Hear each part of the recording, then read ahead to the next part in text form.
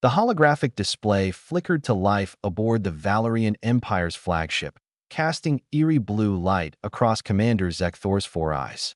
The message was simple, written in over 10,000 galactic languages simultaneously. Earth Quarantine Zone. No entry. Final warning. Zekthor's mandibles clicked in what his species considered laughter. Humans. Those primitive bipeds who'd only achieved faster than light travel 2 centuries ago. The audacity was almost charming. "Shall we ignore their little tantrum, Commander?" his tactical officer asked. "Set course for Earth," Zekthor commanded. "Let's teach these children a lesson about real power."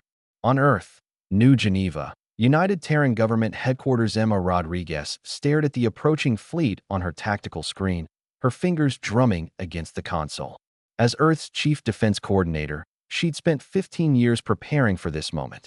Beside her, Jason Chun, the director of strategic response, pulled up historical data with practiced efficiency. "Valerian Empire," Jason muttered, scrolling through their profile. 6,000 worlds. Military force estimated at 40 million ships. They've never lost a war. "There's a first time for everything," Emma replied, her voice steady despite the weight of what was coming. Jason glanced at her. They'd been friends since their academy days, partners through every crisis Earth had faced since joining the galactic community. He knew that tone. She wasn't bluffing. "Emma, they outnumber our entire defense fleet 5,000 to 1. Even with our technological advantages, it's not about the technology, Jason. It's about what they don't understand."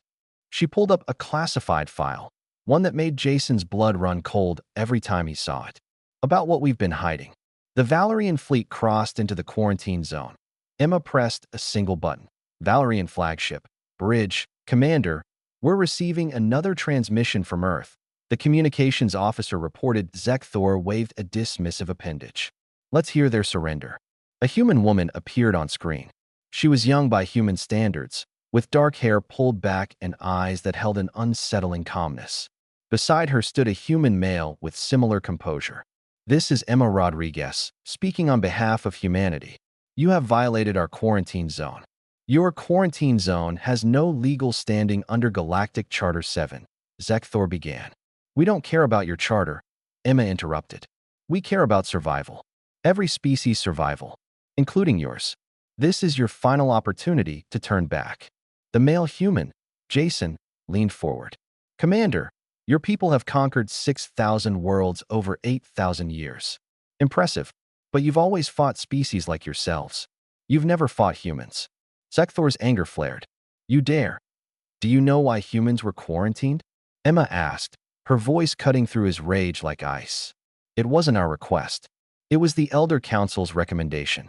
Do you know what we did to earn that recommendation?" The bridge fell silent. Jason continued, pulling up historical footage. 300 years ago, the Krillian horde invaded Earth. 7 billion of them against 8 billion of us. We had chemical rockets. They had plasma weapons. The war lasted 6 months. "We know this story," Zekthor scoffed.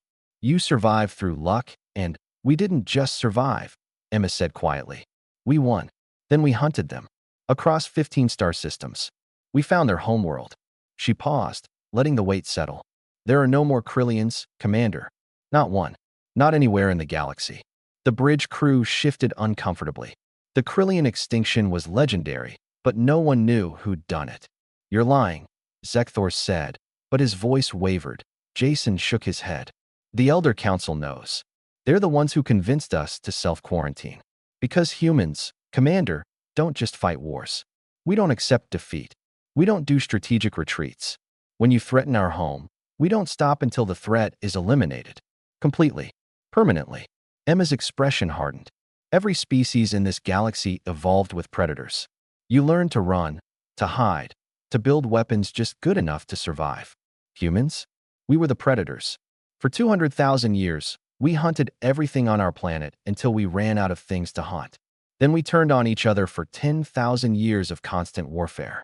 We've optimized for killing for longer than your empire has existed." "This is psychological warfare," Zekthor started. "It's a warning," Jason interrupted. "Your fleet is 30,000 ships. Impressive. Earth's defensive fleet is 6,000 ships. You think those numbers favor you.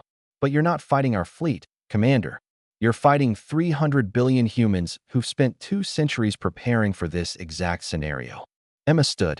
Every human on Earth has been training for war since they could walk. Every civilian is a soldier. Every building is a fortress. Every city is a trap. Our children learn battlefield tactics before algebra. Not because we want to, but because we know what we are. Last chance, Jason said. Turn around. Forget about Earth. We'll stay in our corner of the galaxy. We don't want to fight you. But if you force us to, Emma finished, her eyes burning with ancient fire. We won't stop until every world in your empire is ash. Because that's what humans do when you back us into a corner. We don't surrender. We become extinction events. Zekthor stared at the 2 humans on his screen. Behind them, he could see a tactical display showing not military installations, but population centers. 300 billion lights. Each one a potential soldier. Each one carrying the DNA of Earth's apex predator. For 8,000 years, the Valerian Empire had never retreated. Helmsman, Zekthor said quietly, reverse course. Maximum speed. As his fleet turned away, Zekthor sent one final transmission to the Galactic Council. Recommend permanent quarantine of Sol system. Humanity is not a civilization. It's a catastrophe waiting to happen. Keep them contained. For everyone's sake. Earth, New Geneva. Emma and Jason watched the Valerian fleet disappear from their screens. Neither spoke for a long moment. Do you think they believed us? Jason finally asked. Emma smiled grimly.